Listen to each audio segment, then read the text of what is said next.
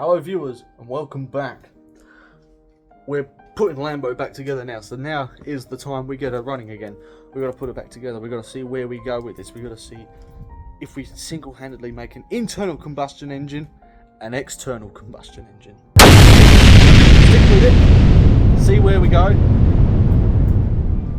Let's fucking do this. So you may remember, the last video I was saying I was going to take off the intake manifold. Well, that's off. So here we are, the open intake manifold, and now what we're going to have to do, we're going to put the new one on. So I'll go show you the new gasket. Here are the new ones from Mace Engineering. So these are actually steel gaskets, which are much better than the plastic ones. So we're going to put these on and we're going to see how we go from here. Now when it comes to fitting these gaskets in, it's actually a rather straightforward job, if I'm being honest. All you really got to do, so you can see on here, you got a flat side and you got a side with these two little nubs in it. Those little nubs just go into there. So what we got to do is pretty much push that up, and there we go. That's one. And again, it's the same situation on the other side. Just pop it in. When it comes to fitting these little end ones on, again, two little notches, two holes down here. So you just pop that one and two, and they just slide in. There we go. That's the other half on. Now she's ready to be put back together. So what actually blows my mind more than anything really about this engine is the fact that the original gaskets are so weak that they're the main reason for the majority of these cars not being on the road anymore. Valley gaskets, they leak, they get oil and coolant mixing, not a good mix. So the whole thing, you would have thought that Holden after the VS would have maybe thought, oh, you know what, we'll change it, but no. Let's keep it dodgy so they keep spending money. Right, gaskets are on, guys, so now we're going to put the intake manifold on the engine. Here it is. It should just go pretty well straight down, just like that. So it may take a little bit of fiddling around with. Stuck. There's that clip. Otherwise, there she goes. That's part one. It's getting darker than I thought, and I've only just put the intake manifold in, so we're going to call it quits for now, and we're going to hit it back again tomorrow because it's... But here's our progress so far. It's day 2. We're going to smash on and we're going to get Lammbo running today. This is the day it's going to happen. So what I've done, I've actually just loosely popped the bolts in there so they're able to move. And now we're going to torque spec them to torque. And you want to do it in a certain order. So I'm going to show that now. That's the order there on the screen. And that's purely my reference photo for this. So you want to torque it between 15 and 20 Newton meters of torque for each bolt in that sequence. And that should be the bottom end ready to go. So I'm going to quickly cut ahead while I tighten these up and see when it's done.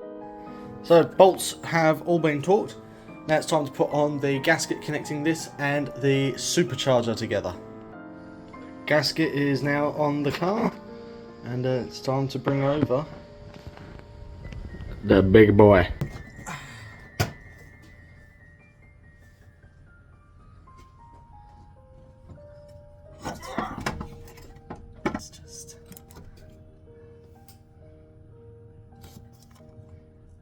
That couldn't be more off if I wanted it to be. So with a little bit of fiddling around, we now have the supercharger on the car. So just slowly starting to look more like an engine and less like a pit. So the next step is to tighten up the supercharger. Now you see I did speak about earlier vacuum lines at the back of the engine, and you can see it's that one there, and then there's a little one just pops into there. So that's them two all sorted. So we're going to do up the bolts on the supercharger now, following this exact order. So you can see that's sort of a crisscross pattern there, and yeah, we'll head on to the next step. So the next step of the job now the supercharger is secured is putting on the throttle body. So we'll get my new gasket chucked on there, and then we'll sandwich the throttle body on there.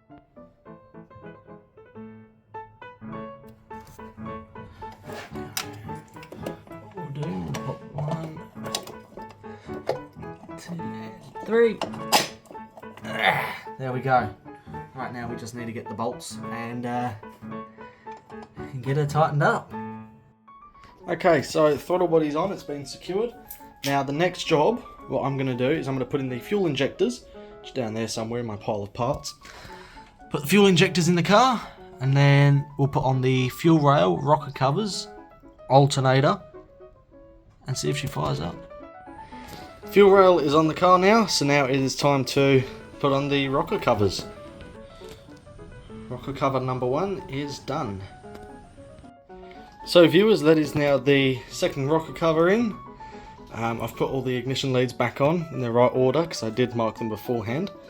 Now it's time for the final couple of pieces, the alternator, the rest of the throttle intake, and then we'll see if she starts. And just like that, magic click in my hands, the alternator's back on. So we're on the final home stretch now.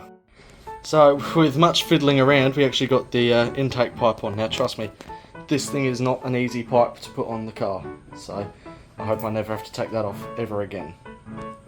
Anywho, time for the belts.